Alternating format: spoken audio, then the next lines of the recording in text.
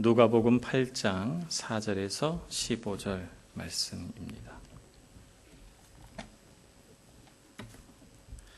누가복음 8장 4절에서 15절까지 말씀 봉독하겠습니다.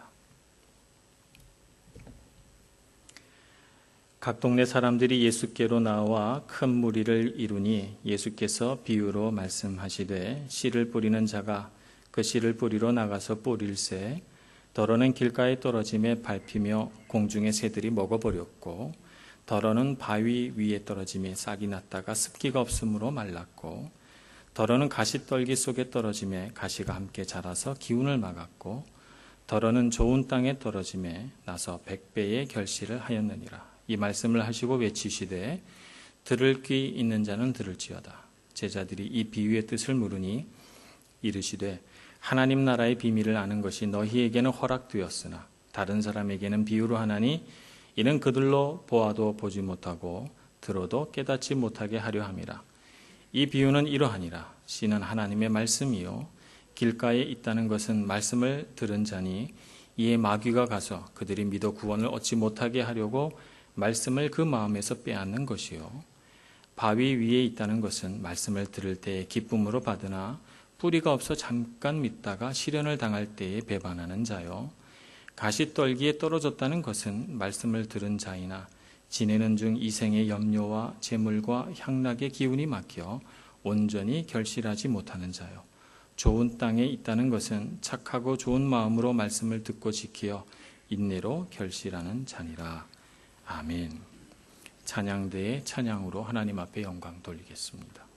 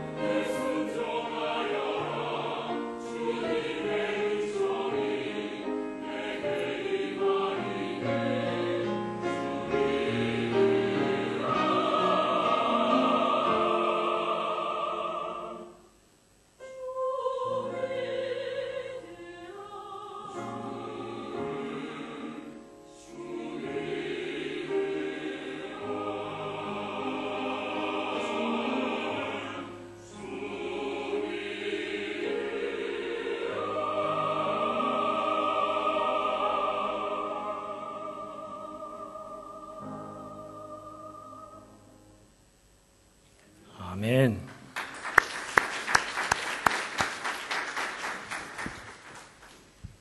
찬양은 곡조에 있는 말씀과도 같습니다. 때로는 우리 찬양대 찬양을 들으면서 예수님이 말씀하시는 것 같은 생각이 들 때가 있는데, 오늘도 주 믿으라 이렇게 말씀하시니까 예수님이 이렇게 막 저희 마음에 말씀하시는 것 같아요. 하나님 제대로 믿고 예수 그리스도 믿는 길로 가라고 우리를 격려하시고 또 말씀하시는 것 같습니다. 찬양 들으신 대로 여러분 마음 가운데 깊은 믿음이 생겨나시기를 축복합니다. 땅에 떨어진 씨 비유 두 번째 시간입니다. 지난주에 제자훈련 졸업 예배가 있어서 좀 제가 말씀을 줄여서 말씀을 드렸기 때문에 조금 요약할 수 있는 시간을 가져보려고 합니다. 땅에 떨어진 씨, 길가에 떨어졌다라고 하는 것은 그 길이라고 하는 곳이 원래 길로 만들어진 곳이 아니다 말씀을 드렸어요. 원래는 씨를 뿌려서 농부이신 하나님이 경작을 하는 곳인데, 너무 많은 사람들이, 하나님이 아닌 농부가 아닌 사람들이 지나다니니 길이 됐고, 그래서 말씀이 떨어져도 그 말씀이 씨를, 싹을 틔울 수가 없는 그런 상태다 하는 것을 말씀을 드렸어요. 그래서 말씀이 그래도 그 길인 땅에도 떨어지는데, 사탄이 와서 혹시라도 싹이 날까봐 얼른 그 말씀을 그 마음에서 빼앗아가 버리는 상태가 이 길에 떨어진 씨의 상태입니다. 그래서 그런 사람은 영적으로 수면 상태에 있는 것이고, 말씀이 떨어져도 말씀인 줄 잘 모르고, 또 사탄이 계속해서 그 마음 가운데 거짓말들을 많이 해서 내면에 여러 가지 잘못된 자기 대화가 있다. 그래서 그것에서 벗어나려면 하나님 앞에 나아가고 또 죄를 회개하고, 그러면서 농부이신 하나님이 그 심령의 마음밭을 갈아엎을 수 있도록 허용해 드려야 한다. 제가 말씀을 드렸습니다. 오늘은 두 번째, 바위 위에 떨어진 씨에 대해서 같이 한번 묵상해 보려고 합니다. 바위 위에 떨어진 씨. 이 땅은 바위만 있지는 않아요. 오늘 말씀을 보니까 이 땅은 바위가 굉장히 많은데 그곳에 부드러운 흙도 있습니다. 그래서 그 씨가 그곳에 떨어져서 싹이 조금 나요. 그런데 금세 이 싹이 말라 죽어버립니다. 이 비유에 대해서 예수님께서 해석하시기를 누가복음 8장 13절, 말씀을 들을 때 기쁨으로 받으나 뿌리가 없어 잠깐 믿다가 시련을 당할 때 배반하는 자요 라고 표현합니다. 바위가 잔뜩 있는데 그곳에 부드러운 흙이 군데군데 있어요. 용케 씨가, 말씀의 씨가 그 부드러운 흙에 떨어져서 싹이 나고 자라다가 금세 어떤 시련, 햇볕이 쨍쨍 내리쬐다든지 비가 막 퍼붓는다든지 바람이 몹시 분다든지 이런 시련의 상태가 되면 이 바위로 만들어진 땅을 가진 사람은 예수님 말씀을 따르면 이 싹으로 살려고 하는 것이 아니고 생명이 있는 이 싹을 어떻게 하면 보존해서 싹을 틔울 수가 있을까? 내 바위가 깨져서라도 뭐 이렇게 생각하는 게 아니고 싹을 죽여버리고, 그리고 뭘로 살아요? 바위로 삽니다. 시련과 고난이 오니 나는 더 단단해져야 되겠다. 내가 버텨야 되겠다. 그래서 바위로 삽니다. 그래서 시련이 올 때마다 바위로 살아가는, 돌로 살아가는 사람을 바위 위에 떨어진 씨의 비유로 우리가 같이 한번 묵상해 보려고 합니다. 바위는 살아있는 게 아니죠. 바위는 죽은 것입니다. 죽은 것은 죽은 것일 뿐 죽은 것으로 살아갈 수는 없어요. 근데 많은 사람들이 어리석게도 죽은 것으로 살아가려고 합니다. 마음속에 바위가 있는데 바위가 자기를 살려줄 줄 믿고 시련이 오고 고난이 왔을 때 바위를 부둥켜 안고 자기 마음속에 바위를 가지고 살아가면서 그렇게 살아야 자기가 사는 줄 압니다. 그러나 바위는 죽은 것이기 때문에 절대로 사람을 살게 할 수가 없습니다. 바위라고 하는 것은 무엇을 의미하는 걸까요? 인생의 고난과 시련, 이 고난과 시련은 사실은 믿는 자나 믿지 않는 자나 예외가 없습니다. 인생을 살아가다 보면 하나님을 잘 믿는 사람도 때로는 하나님의 연단으로, 때로는 인생의 어떤 피할 수 없는 어떤 역경으로 고난이 오기도 합니다. 고난과 시련을 겪으면서 사람은 살아남으려고 노력하게 됩니다. 살아남기 위해서. 너무 절박하게 얘기했나요? 그냥 살아가기 위해서. 살아가기 위해서 반응하게 되고, 어떻게 하면 이 고난과 시련에서 내가 살아남을 것인가를 생각을 하다가 그것에 대한 반응으로 무언가가 만들어지기 시작합니다. 상처, 아픔, 내 삶의 어떤 결핍, 거절된 어떤 이런 기억, 슬픔, 이별, 이런 것들이 우리 마음속에 응어리가 지기 시작합니다. 응어리가 만들어지는 것이죠. 제가 이 응어리를 이태리 분들에게 어떻게 설명을 할 수 있을까 이렇게 생각이 들어서 우리가 흔하게 사용하는 말이지만 사전을 찾아봤어요. 그랬더니 이렇게 표현이 되어 있더군요. 울분이 가슴 속에 쌓여서 맺힌 감정이라고 표현을 했더라고요. 살아가면서 내 안에 울분, 뭔가 감정이 막 솟구쳐 오르는데 그 감정을 억눌러서 그런 것들이 막 쌓여서 딱딱하게 맺혀 있는 것들이 응어리예요. 이것이 응어리죠. 오늘 통역하시는 우리 분에게 물어보니까 베르소라고 이태리 말로 번역할 수 있다고 합니다. 이런 응어리가 우리 안에 있으면 우리는 그 응어리를 가지고 맹세를 하게 됩니다. 맹세라고 하는 것은 내가 맹세를 해야지 그렇게 해서 맹세가 아니고요. 결코라고 하는 단어가 들어가면 맹세가 됩니다. 절대로, 결코, 절대로 뭐뭐하지 않을 거야. 나는 꼭 이렇게 할 거야. 이런 거죠. 이런 게 자기 맹세입니다. 예를 들자면 이런 거죠. 저는 어렸을 때 어머님이 저를 붙잡고 너희 아버지는 왜 밥 먹을 때마다 국을 달라고 그러냐. 저한테 이렇게 푸념을 하십니다. 아주 내가 오늘 저녁에 무슨 국을 끓여야 되냐. 매일 국을 새롭게 끓여야 되니까 너무 힘들고 국이 없으면 못 먹겠다고 하니 내가 너희 아버지 때문에 못 살겠다 이렇게 저한테 하소연을 하세요. 아버지는 아무리 고기 반찬 이렇게 잘 차려놓고 이렇게 상을 채워드려도 국이 없으면 국 없는 밥 한 그릇 먹었다 이렇게 아버지가 표현해요. 국 없는 밥 한 그릇. 에이 오늘 국 없는 밥 한 그릇 먹었다. 그래서 제가 별거 아니잖아요. 국이 없어도 얼마든지 우리 맛있게 먹을 수 있습니다.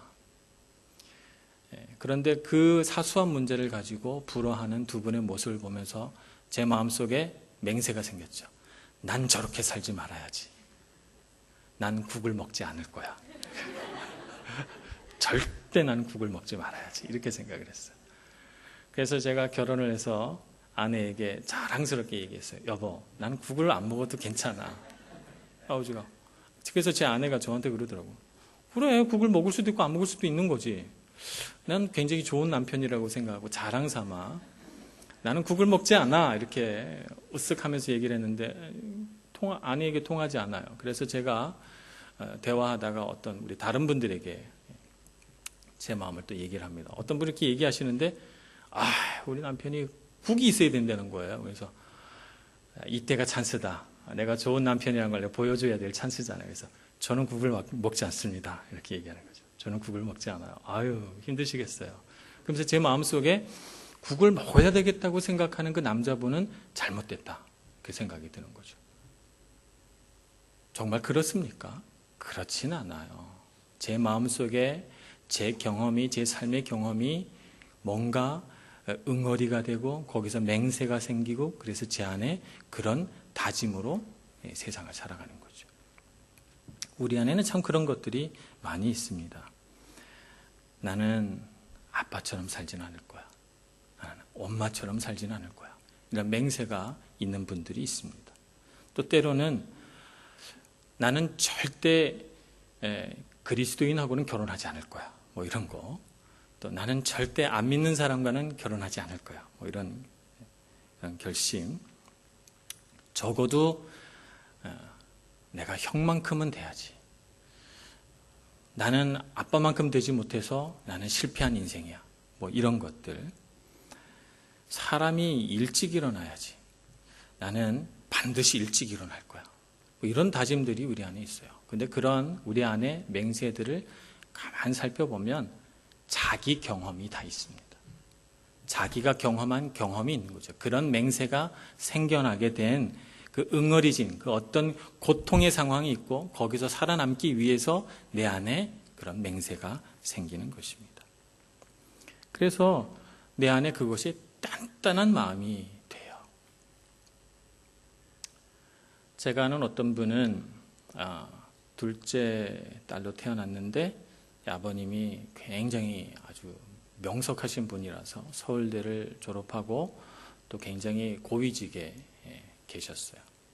그래서 늘 하시는 말씀이 야, 너희들은 적어도 서울대는 가야 되고 서울대를 못 가면 너희들은 연세대나 고려대는 가야 돼. 이렇게 얘기를 했어요. 그래서 위에 오빠도 가고 밑에 동생도 다 갔는데 이 둘째 딸만 못 갔어요. 그렇다고 해서 공부를 못해서 아주 뭐 이런 대학에 간 건 아니고 서울대, 연세대, 고려대를 못 갔다는 거예요. 제가 이렇게 뭐 대학을 직접 지명을 해서 죄송합니다만 우리가 다 알려진 보편적인 현실이라서 말씀을 드립니다. 그 학교가 나쁘다는 건 아니에요. 그래서 이 딸이 굉장히 좌절감에 빠졌습니다. 나는 아빠를 기쁘게 하지 못한 못난 딸. 마음속에 한이 되는 거죠. 내가 왜 못 갔을까? 그래서 맹세가 생겼어요. 내가 결혼하면 반드시 내 자녀들은 서울대, 연세대, 고려대를 보내야지.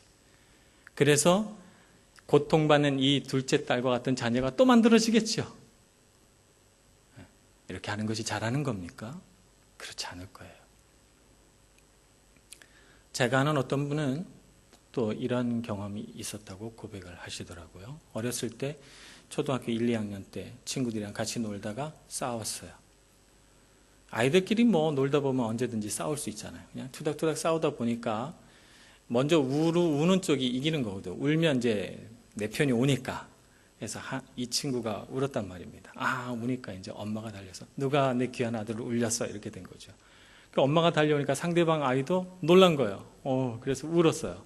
그래서 이쪽 엄마도 달려왔어요. 누가 내 귀한 아들을 울렸어. 그래서 애들 싸움이 엄마 싸움이 된 거죠.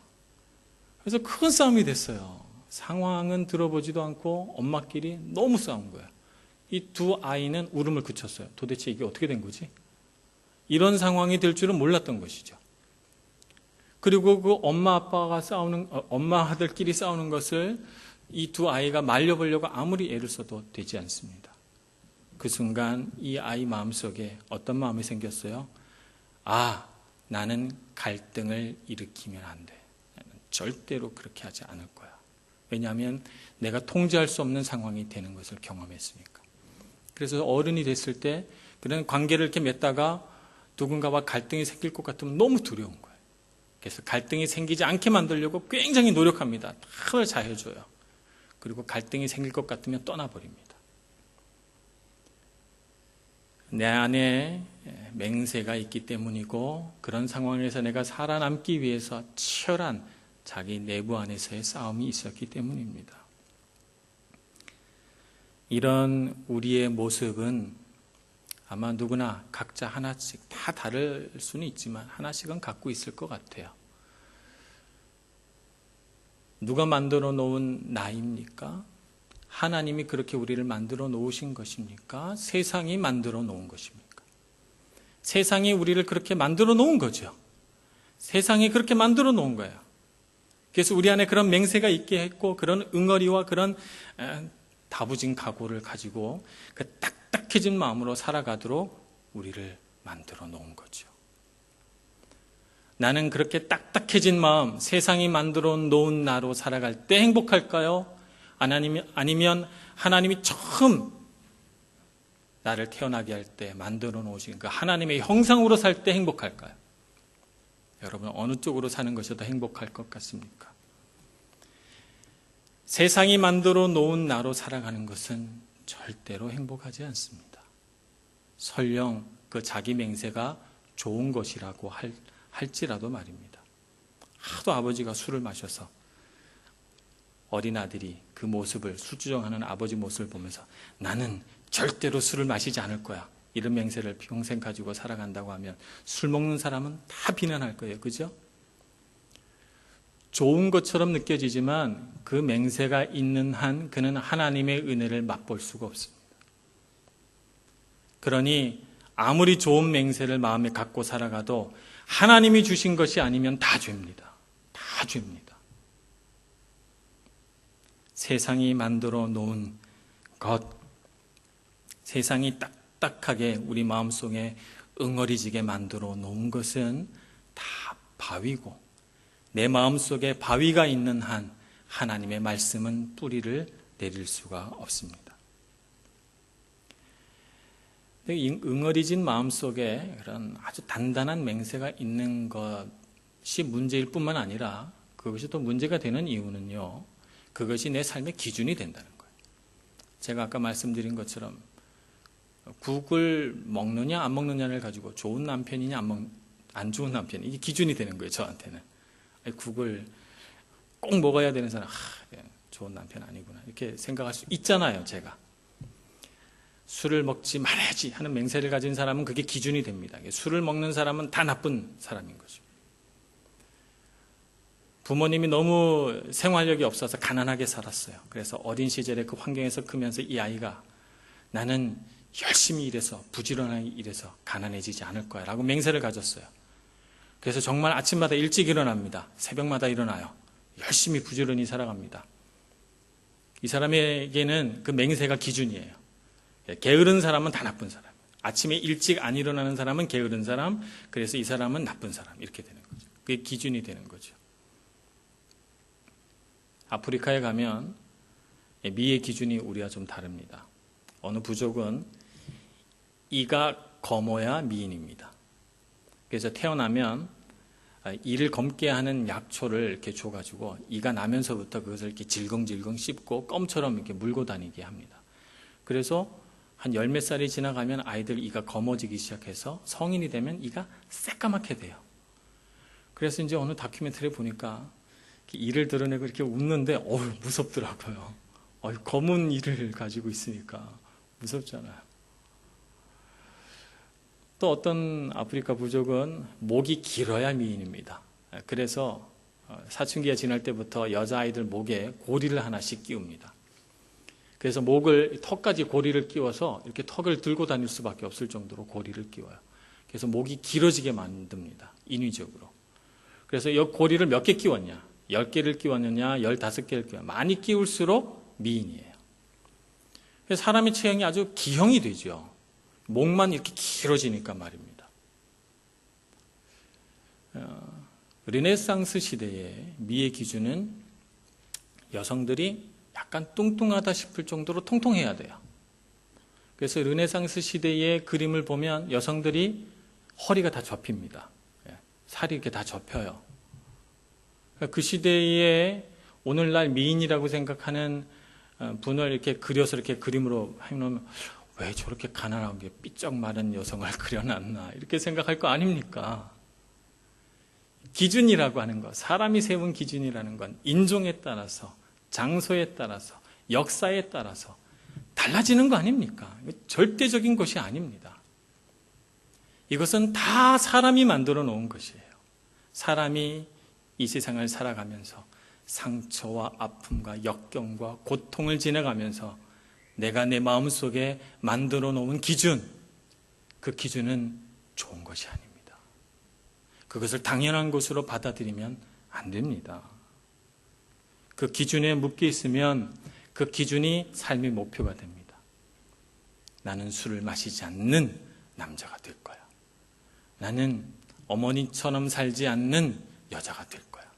이런 기준을 가지고 살아가니 그것이 목표가 돼서 하나님께서 아무리 하나님의 말씀을 선포하고 우리가 더 원대한 목표가 있다고, 하나님의 원리 원칙이 너가 갖고 있는 기준보다 훨씬 높다고 말해도 사람의 기준과 사람의 목표가 바위처럼 단단하게 들어있는 사람은 그 하나님의 높은 기준도, 하나님의 그 거룩하신 사랑도 느낄 수가 없는 것입니다.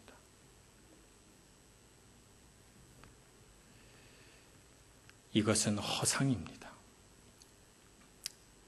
하나님이 만들어 놓으신 것이 아닙니다. 사람이 만들어 놓은 허상입니다. 성경에서는 이것을 겉사람이다 이렇게 표현합니다. 겉사람. 이것은 우리의 겉사람이고 우리가 하나님께 아름답게 창조돼서 이렇게 살으라고 이 땅에 보내졌는데 이 세상이 우리를 그렇게 만들어 놓은 것이죠. 이 세상의 죄가. 그런데 우리가 그것을 붙잡고 살아가는 한 그 바위가 나를 살려줄 줄 믿고 그 바위를, 그 죽은 것을 붙들고 살아가는 한 우리는 하나님의 은혜, 하나님의 말씀을 맛볼 수가 없습니다. 그래서 에스겔서 36장 26절에는 하나님께서 이렇게 에스겔 선지자를 통해서 말씀하십니다. 또 새 영을 너희 속에 두고 새 마음을 너희에게 주되 너희 육신에서 굳은 마음을 제거하고 부드러운 마음을 줄 것이며 라고 말씀합니다. 우리 마음속에 있는 굳은 마음을 제거하기를 소원합니다. 하나님은 우리 안에 부드러운 마음 주시기를 소원합니다. 고린도후서 4장 10절에 보면 또 사도 바울은 이렇게 말씀합니다. 우리가 항상 예수의 죽음을 몸에 짊어짐은 예수의 생명이 또한 우리 몸에 나타나게 하려 함이라 이렇게 말씀하십니다.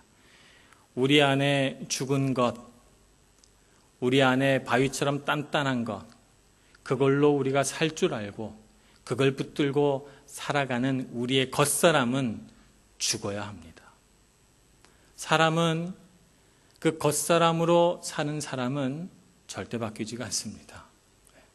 우리는 우리 생각에 우리 그 겉사람으로 살아가는 사람을 조금 어떻게 고쳐가지고 살아볼 방법이 있을까 이렇게 생각을 하지만 고쳐지지 않습니다. 고쳐지지 않고 죽어야 합니다. 그리스도 예수의 십자가에 우리의 겉사람은 죽어야 합니다. 우리의 겉사람은 죽고 우리 속에 계신 예수 그리스도로 살 때, 우리의 속사람으로 살 때 우리에게 소망이 있습니다. 그러므로 여러분의 삶 가운데 경험으로 얻은 것 나는 꼭 반드시 결코 절대로 이런 것들이 여러분 안에 없기를 소망합니다. 그런 바위처럼 굳어진 응어리들이 다 풀리기를 소망합니다. 여러분 마음 가운데 그런 것들이 혹시 있다면 하나씩 주님 앞에 가지고 나가시기를 바랍니다. 주님의 그 십자가 앞에 엎드려서 내 마음에 응어리진 것들을 꺼내어 십자가에 못 박으시기 바랍니다. 그것에 대하여 나는 죽었다 선포하시기를 바랍니다. 그것에 관하여 나는 죽고 예수 그리스도의 영으로 다시 태어나 새 사람으로 살아가시는 여러분들 되시기를 축복합니다. 고린도후서 4장 16절에 사도 바울은 이렇게 말합니다. 그러므로 우리가 낙심하지 아니하노니 우리의 겉사람은 낡아지나 우리의 속사람은 날로 새로워지는도다. 사도 바울은 고린도전서 15장 31절에서는 이렇게 고백합니다. 나는 날마다 죽노라. 사도 바울조차도 자기 안에 웅크리고 있는 그 바윗덩어리를 날마다 꺼내어 십자가에 못 박음으로 예수 그리스도로 살기 위하여 몸부림쳤던 것입니다. 오늘 우리도 그렇게 살아야 할 줄로 믿습니다.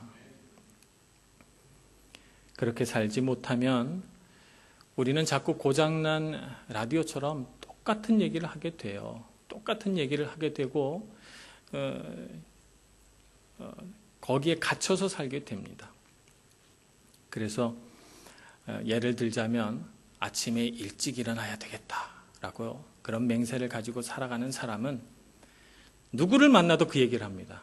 앉아서 5분만 얘기하면 몇 시에 일어나세요? 이렇게 물어봅니다. 저는 새벽에 일어납니다. 저는 새벽 4시만 되면 눈이 딱 떠집니다. 그러면서 자기 얘기해요. 누가 물어봤어요? 네.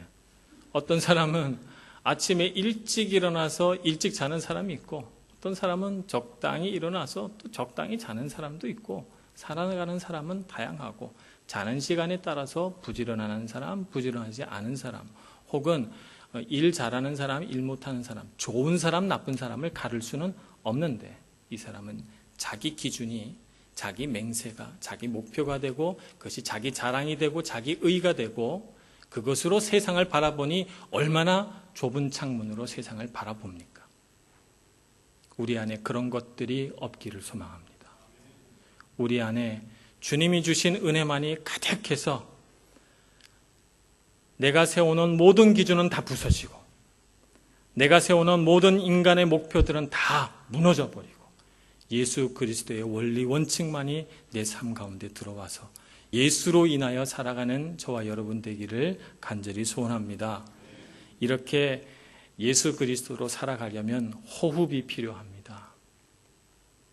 그냥 살면 안 되고, 살아있는 것은 다 호흡합니다. 우리가 숨을 쉴 때 이산화탄소를 내뿜습니다. 그것은 이제 죽은 공기죠. 내뿜고 산소를 들이마십니다. 그래야만 우리 몸속에 생명이 들어옵니다. 마찬가지로 우리 영도 죽은 것은 내뱉고 살아있는 것은 삼켜서 살아있는 사람이 되어야 합니다. 그래서 내 안에 죽어버린 내 기준, 내 목표를 매일마다 꺼내서 그것을 십자가에 못 박아 죽게 하고, 하나님의 원리, 하나님의 형상, 하나님의 목표, 하나님의 기준을 내 삶 가운데로 가져와서 그것으로 살아가는 여러분들 되시기를 축복합니다. 그래서 어떻게 하면 내 삶의 기준을 회복할까? 어떻게 하면 내가 하나님의 형상을 회복할까? 라고 하는 것이 저와 여러분 모두의 삶의 질문이 되고 목표가 돼서 하나님 뜻대로 살아갈 수 있는 저와 여러분 모두가 되기를 간절히 축원합니다. 기도하겠습니다. 은혜가 많으신 하나님, 우리 안에 응어리진 것들을 다 부수어 내기를 소원합니다. 하나님이 기뻐하시지 않는 이 세상이 만들어 놓고 이 세상이 우리를 가둬놓은 그 모든 응어리에서 풀려나게 해주시고, 그것을 위해 십자가에 돌아가신 예수 그리스도를 바라보며 예수 그리스도의 영으로 살아가는 저희들 다 되게 하여 주시옵소서. 예수님의 이름으로 기도합니다. 아멘.